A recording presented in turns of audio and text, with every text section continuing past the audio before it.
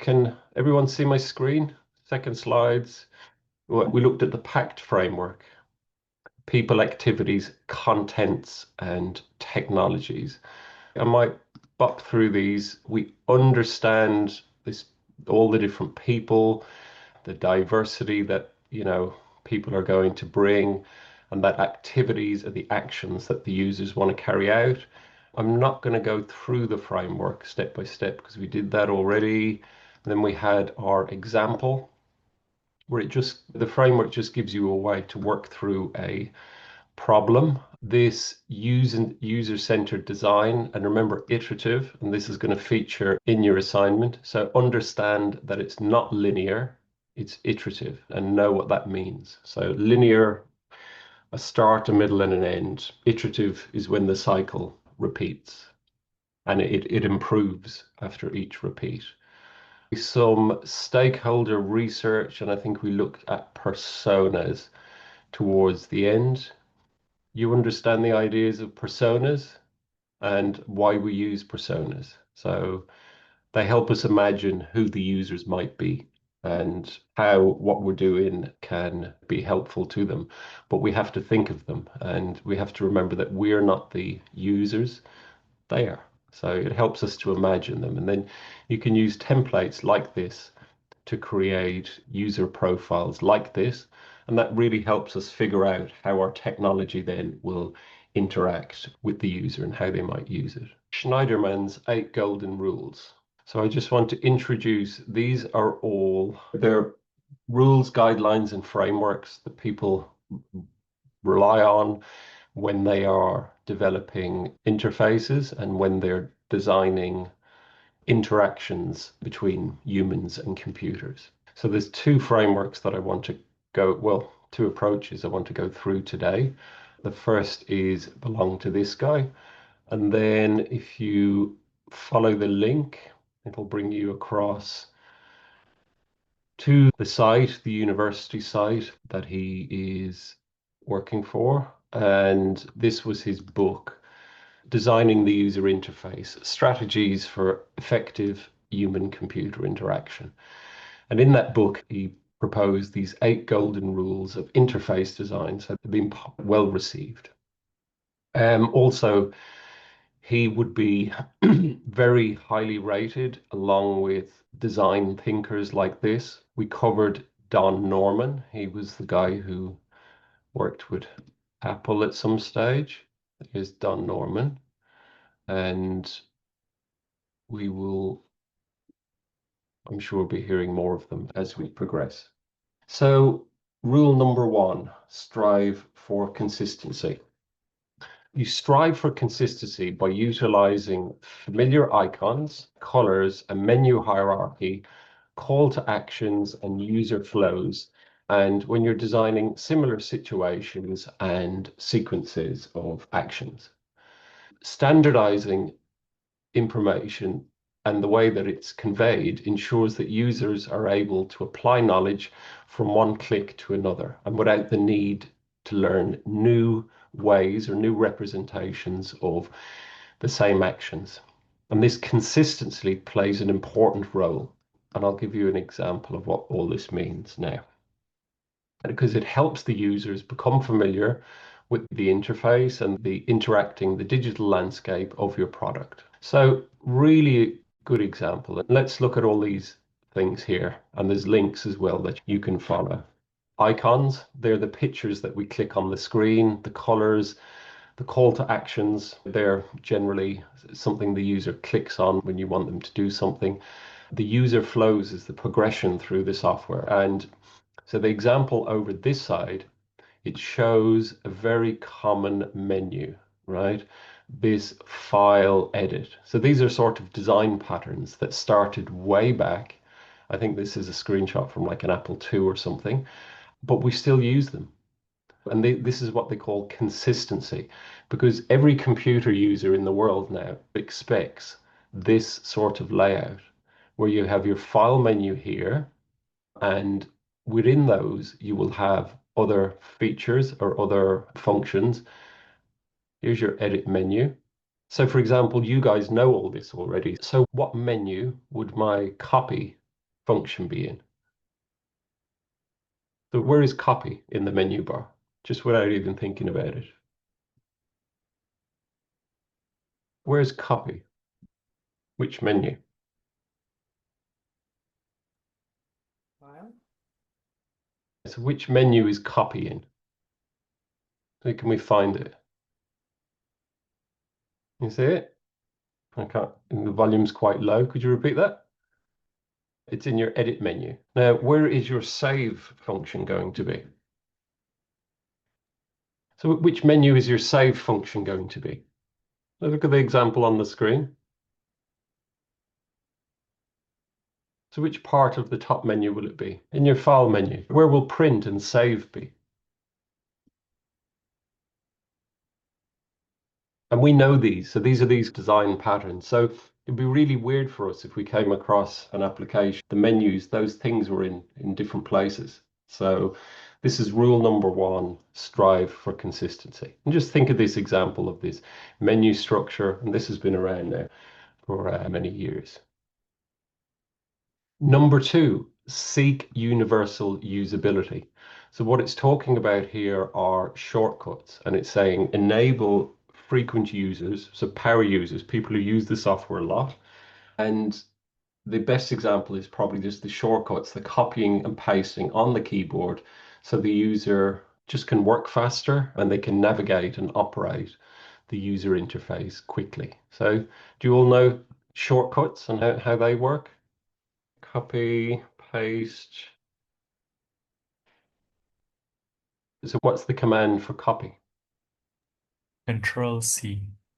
Very good. And on a Windows, and it's Command C on a Mac. That's it. And paste. What's paste? And so we all know these because we use them all the time. And again, this is this universal set of kind of things that we all have.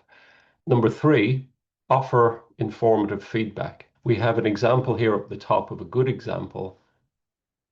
This is a bad example. This is just what does this even mean? Because we look at it and we go, what do I do next? The top example is giving me feedback because it's letting me know that I have clicked on something over here. I've clicked on the menu, I've selected it, and that little box around the menu lets me know that. So for example, if I select my text up the top, I get this. So that's giving me information feedback. It's letting me know now I can do something to that box. Because, right, do it again. So here's the other text box. Here's that text box. Now it's primed for an action. So the action could be delete. The act, well, do you see how these are giving us little clues as to what happens next? So offer informative feedback, and the user should know where they are and what's going on at all times. A good example would be to indicate to the user where they are in the process of, say, working through a multi-page questionnaire. So you've got different pages, you've got a progression through it, and you let the person know where they are in the task. So a bad example is these error messages that we often see, but what it does is it gives us a load of codes and you look at it and you don't really know what it means. So offer informative feedback. Number four, design dialogues to yield closure. So don't keep the users guessing. Let them know what's happening. So in the top screenshot, what's happening? What's happening in the top screenshot? What process is going on? Files are getting copied. It's just a progress bar, lets you know what's happening, gives you a heads up on what the computer is doing. Tell the user what their action has led to, keep them informed. Another example, a confirmation message when you make an online purchase. You want a confirmation, you want to know, has that worked? Has the payment gone through? This type of thing. Super important just to keep the user informed and engaged in what's actually happening. Number five, prevent errors. What we mean is it's error handling. So systems should be designed to be as foolproof as possible. But when unavoidable errors occur, please ensure that users are provided with simple, step-by-step instructions to solve the problem as quickly as possible. Give the user a way to solve the error. In this top example, it tells you what the problem is. We can't open this because it's from an unidentified developer. But if you want to fix it, so you need to go in here and it gives you a way to fix it. This is a kind of an okay error message. This one is pretty, like, what does that mean? So all you can really do is restart the application, but maybe you don't know what's caused it and you're afraid that it's going to happen again. Prevent errors where possible through good design, but also when there is an error, let the user know what it is and how to fix it. Permit the reversal of actions. What do we mean by that? What function am I going to have up here? And the command is, so that's the letter I use. And then depending on whether I'm on a Mac or a PC, I have an undo function. Like undo function is gold because it permits the easy reversal of actions. And it should really always be included where you want to just go back. You see it in a browser. How does that work in a browser? Say when you're visiting websites.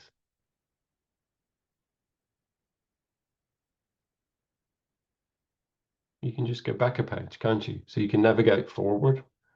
Then you might go into a couple of pages. You go, actually, the link I want isn't here. So you can see this. So here's your arrows forward and back. So this allows me to move around. And reversals, and slightly different from the navigation, reversals should be permitted at various points, like at each step of the interaction. So I can go up here and I can go, so if undo bold, and it's going to take me back to this slide because that was the slide where I made the last change. Some applications will actually give you an undo list. Have you seen those? Where you can go right back in the history of the sort of the changes and the edits. So easy reversal of actions.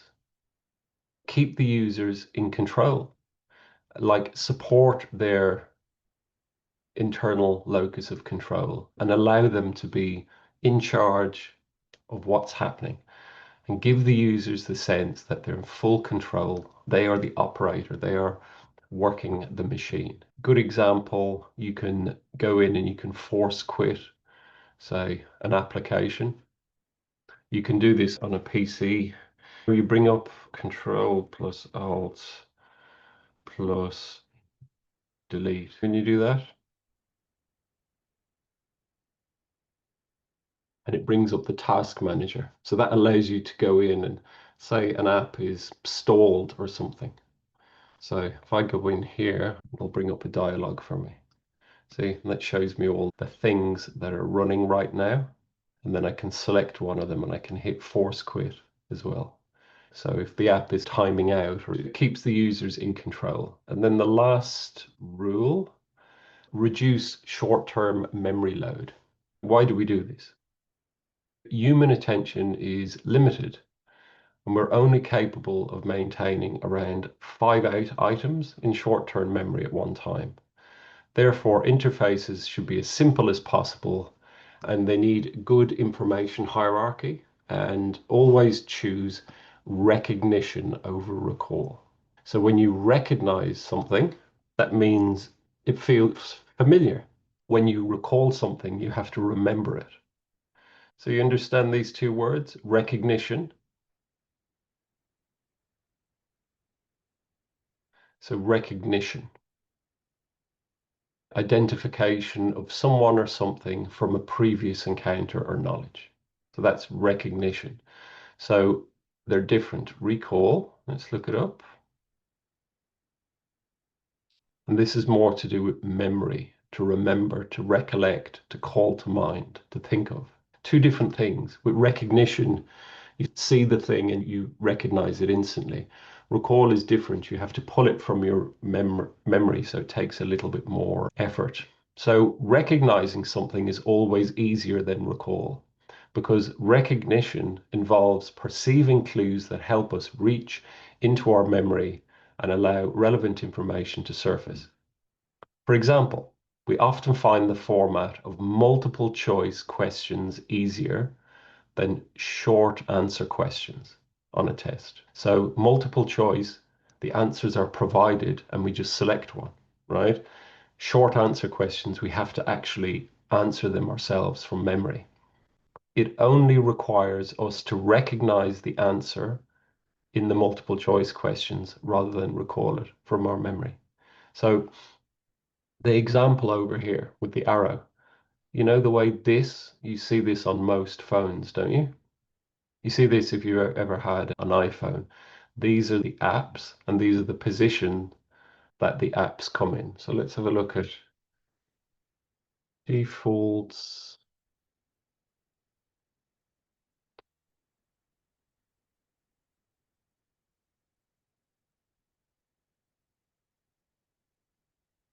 See the way it's all the same? See the way they've got the, now there's some slight variations, but generally you can see it. Phone, browser, mail, music.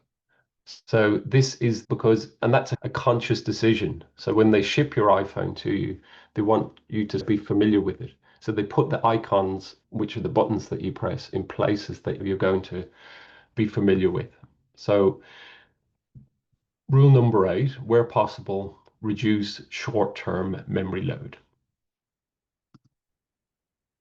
This is a form that you can use. And if you click on the link here, it will take you to the place where this PDF is. And it goes through the 8 principles and then some questions to consider. So this could be a way to troubleshoot a design. So number 1, strive for consistency. And then the questions that might follow. Is the style of this element maintained across the app? Is this content placed in the correct location according to the hierarchy of the site or where the elements are? All this kind of stuff. Are there shortcuts available for experienced users? Who are the users? Does it give informative feedback? Does the user know where they are in the process? Does the user know what they'll have done after performing the action? So you can use these questions to guide you. So if you're an interface designer and then you want to make sure or you want to be guided by these 8 golden rules, you'd build out some sort of a version of your app and then you'd start asking these questions and you'd say, yes, it does, or no, it doesn't. Maybe we need to make some changes off the back of that. So that is Schneiderman's 8 golden rules. So that is referenced in your assignment. You just have to do a small piece on the 8 rules. So if you go in and you will get loads of hits online for this. Tons and tons of info. Again, always try and go for a like a reputable source. This would be fine. That would be fine. That's the sort of the official page. Less so, try to, these AI summaries can be incorrect. So try and use your own sense of, is the source reliable or not? Geek for Geeks is fine. It's a reputable sort of software engineering site. YouTube videos depends on the source, but they can be good for background information on a topic. X Matters. So this is a user experience site, so it's dedicated to the same area as our course. So you'll get loads of hits on this in terms of what it is, and you'll probably get some. So here, and there's some tutorial videos as well. Go through it, make sure you understand them, make sure you understand why they are important. So we'll move on to the next section. And these are the Gestalt laws of perception. And I think there is 10, there's 11 listed. We'll just go through them quickly. Similar kind of stuff. They operate on principles of psychology. You're probably familiar with a lot of these without even realizing it. I'll start, there's just a quick video that we can play and it will give you a good overview. So let me just click on this. Gestalt principles are principles of human perception that describe how we group similar elements, recognize patterns, and simplify complex images when we perceive. No. Gestalt principles are principles of human perception that describe how we group similar elements, recognize patterns, and simplify complex images when we perceive objects. So Gestalt principles are a way, sometimes called Gestalt laws, are simply a way of thinking through Gestalt psychology. Gestalt, just meaning form, is how we're making sense of a visual field. These are ways of parsing out what things mean within a visual space. Gestalt relies first and foremost on the understanding of a visual field and the ability to create what are called figure-ground relationships. So figure-ground relationships are sometimes called positive space and negative space. So I'm going to talk about them as figure ground, because when we look at something like this visual field of rectangles, it all looks the same. That is right now our ground. But the first rule of figure ground relationships is that discontinuity creates figures. So by changing one thing here, by creating that discontinuity, that draws our attention. That becomes the thing in which we are focusing on.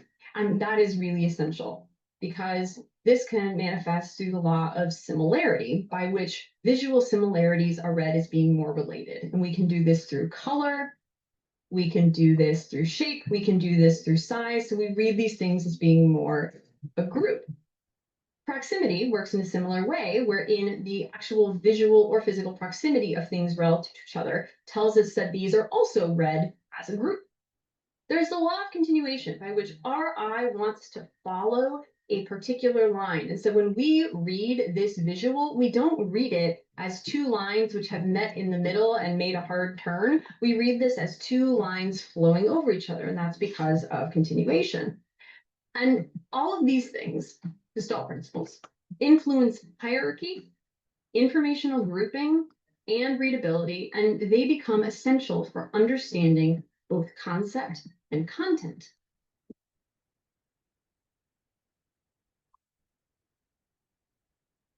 Gestalt principles are principles of human perception that describe how we. Let me just stop sharing.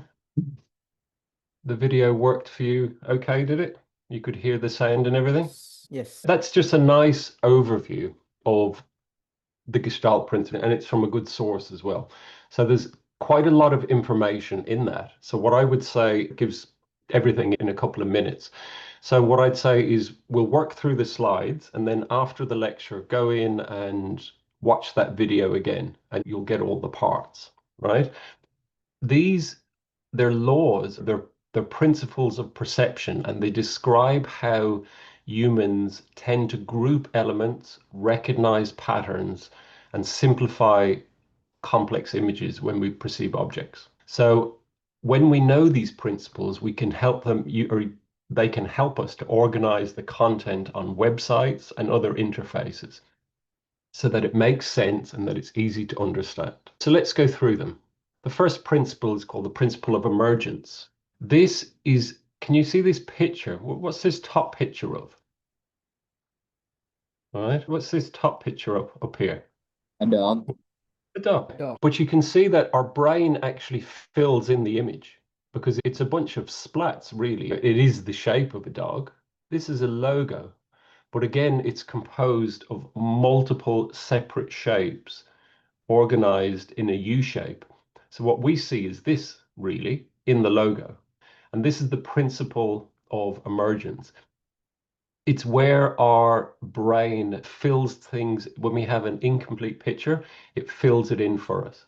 So it almost, you can see the whole dog end to end, even though parts of it are obviously missing. So it's just giving us enough information so that we know what it is. So that's the first principle and a couple of examples. The second principle then is the principle of closure or rectification. You can see these shapes, can't you? See the shapes? We've got a square, a circle, and a triangle. Again, they're not complete. So our brain is filling in these shapes for us, and it does that automatically. So we all prefer complete shapes. So we automatically fill the gaps between elements to perceive a complete image. And that's how we see the whole first. And you can use closure creatively to gain users' trust.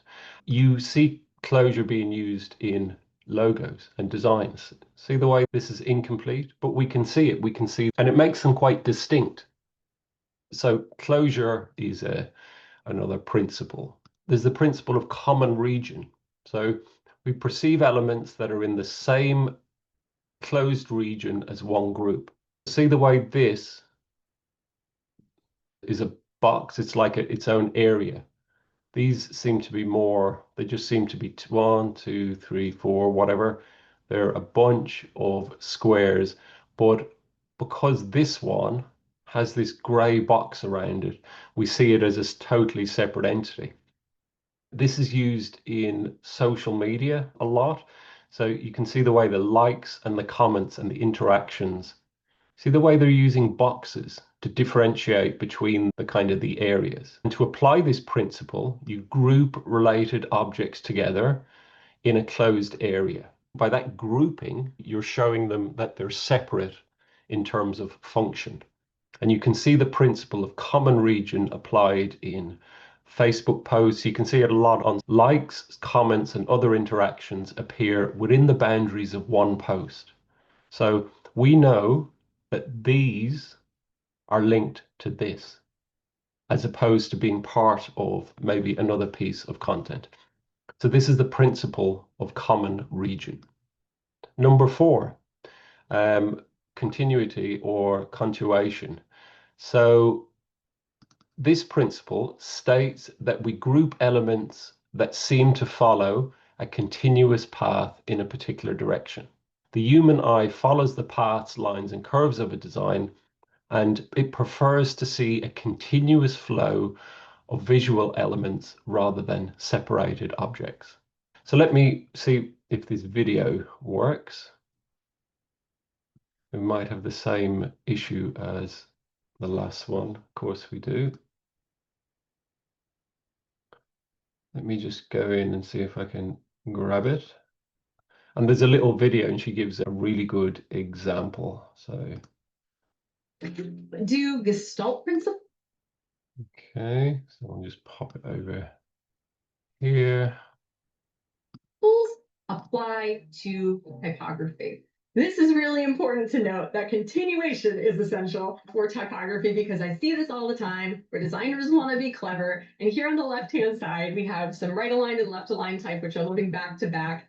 And we know from the hue structure that we're intended to read this as back to school sale, but this is not how we're going to read it. Because of continuation, we are following a baseline, as this example in Latin text. So we don't read back to school sale, we read back school to sale, which completely disrupts the message. So instead of doing something like this, think through continuation. The example on the right-hand side makes way more sense and will not disrupt our legibility or readability because I'm following continuation, thinking about that baseline.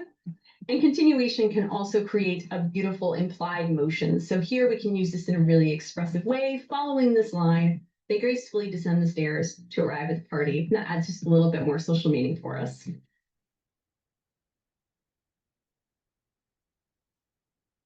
So my camera's off. Just turn this back on. Continuation. Did that example make sense? Where you don't read it like this.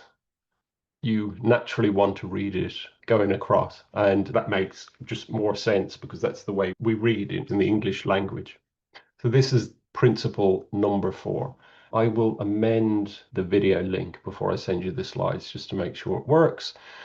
Principle number 5, proximity. We naturally group closer together elements. There, can you see the group of the blocks? So here's a group. Are these grouped? Those grey blocks, these 3, are they grouped together? Doesn't look like it, does it? These are grouped. It's just proximity. They're beside each other. So we naturally group them in our heads together so that we're thinking, is there a similarity because of the proximity? So proximity means like closeness, when something is close together. So when you group elements in your design, users see it as a distinct entity on the screen. So a good example of proximity is the Girl Scouts logo, and it has 3 faces clustered within a profile. So there's 2 green faces and 1 white. So you see this? So that's a designer using proximity. Multi-stability. A couple of classic examples. So what do you see in this picture? There's a question for you. So in that picture, have you seen that picture before? It's a famous sort of optical illusion. Let me just zoom in a little bit so you can all see it. So that picture there. So what do you see? It's someone looking back. So do you see a young girl or do you see an old lady? I see a young girl. You see a young girl, and this is her nose and this is her ear. See that? Does anyone see the old lady? Yes. So here's the young girl. This is her nose, her eyelash, her ear, and her head is pointing this way.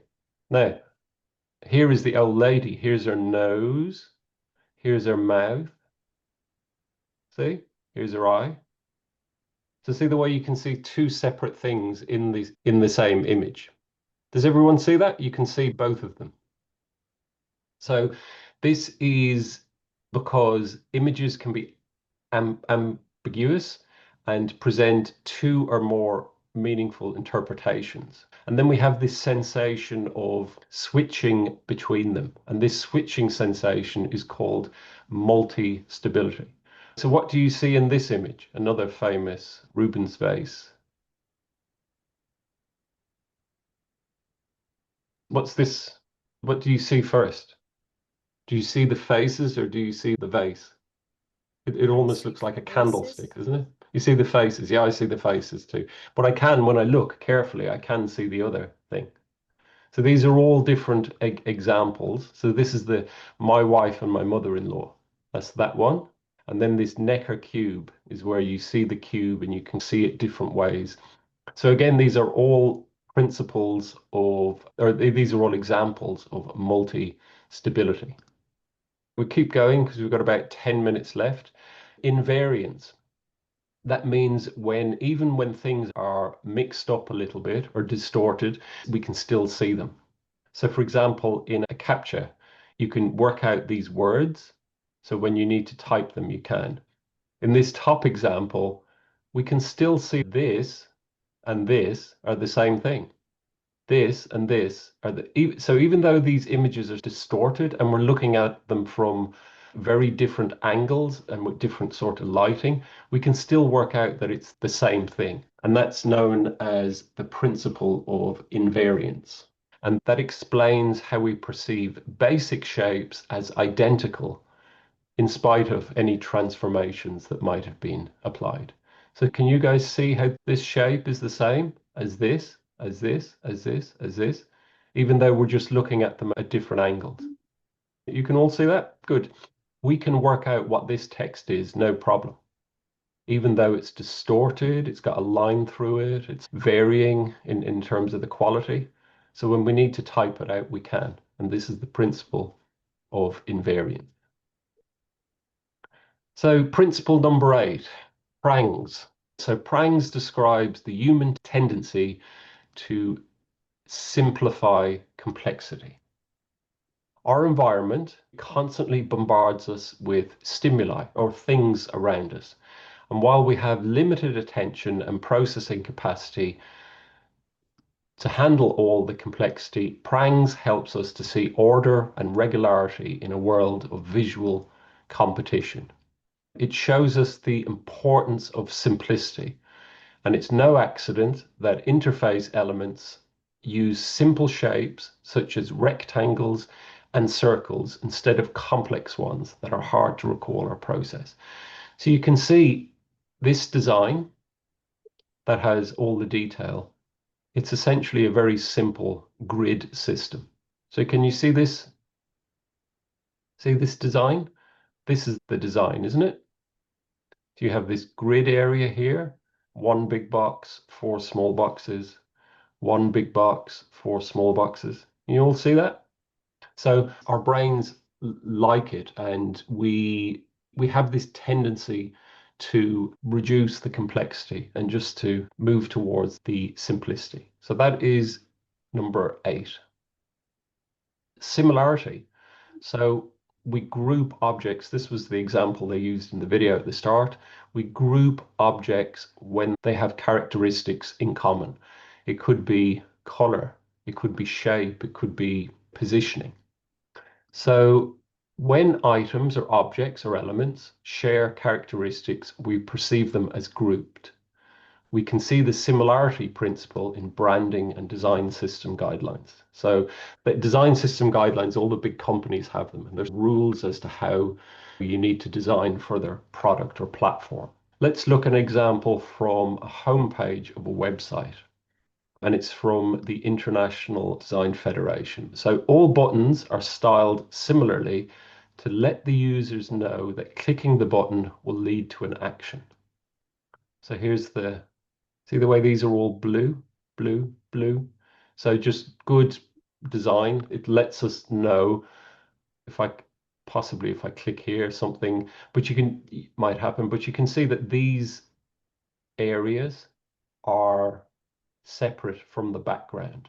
If I was to click this, I would expect something to happen. If I was to click here or here or here or here, I would expect something to happen. So that's just an example of using similarity to help try and guide the user. A couple of more examples and then we'll be finished. Symmetry or symmetry and order. Do you understand symmetry? You know what that word means? Where one side of something matches the other. So see the way this is symmetrical. You understand that? Is this symmetrical? So if I was to get a piece of paper and fold it over, would one side match the other? It wouldn't. No. No, it wouldn't. It would with this, isn't it? So this is fully symmetrical because this side is the mirror image of this side. Now, they use symmetry and order in interface designs. Now you are, right? So the natural symmetry world is, our brains tend to favor symmetrical forms. Like when you think about it, our face is symmetrical. So one of the ways we recognize a person or an animal is because of that symmetry of the face. This side matches that side when you go down the middle. Example online, Google's homepage is practically symmetrical and all the major elements are center aligned, and the two buttons, Google search and I'm feeling lucky, practically mirror each other. You see this? See that? See the way this side almost matches. Now, there's slight differences in that one's a G and one's an E. But if we go to the home page, you'll see this symmetry. See the way it's all center aligned. And that just makes it easy for us to view it. It helps the design as well feel balanced in a way. Because when you look at, there's a couple of things up here, a couple up here, a couple down here, and a few down here. And everything else is on this sort of center line. You see the way this symmetry is working? So it's a very good way to order your designs. So moving on. So last one, common faith. And this principle refers to the human tendency to perceive visual elements moving in the same direction or in unison as grouped.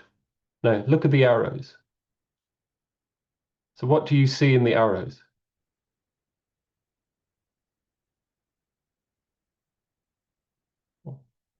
So what stands out? What catches your attention?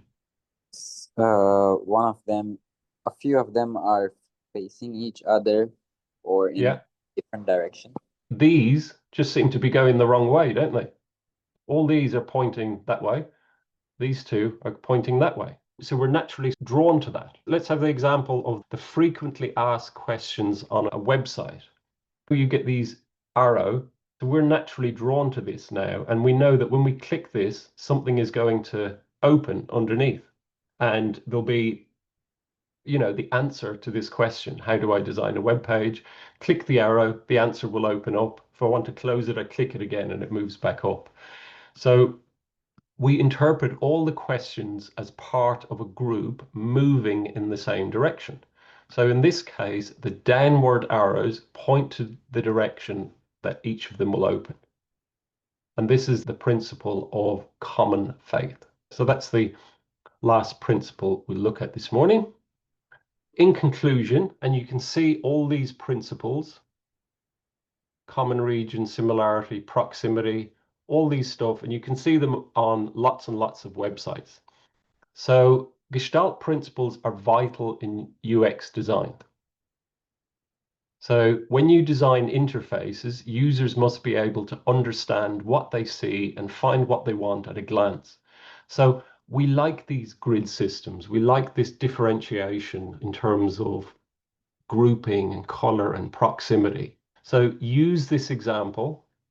There's 4 or 5 sort of principles that are very obvious here, but start, keeping an eye out for some examples yourself. They might be nice to have for your assignment.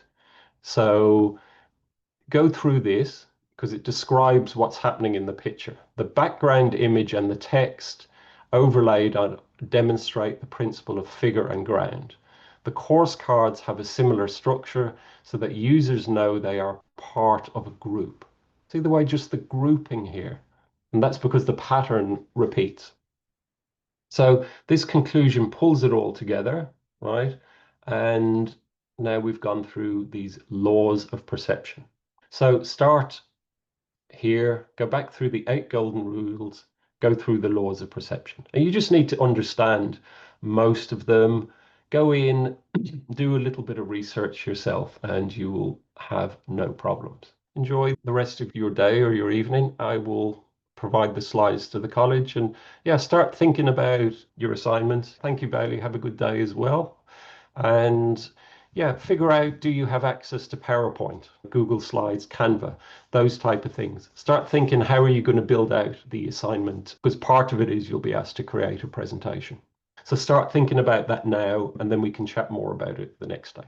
So chat to you soon, guys. Thanks for stopping by, and yeah, take care. Bye-bye. Thank you, Professor. Thank you, sir. Thank you.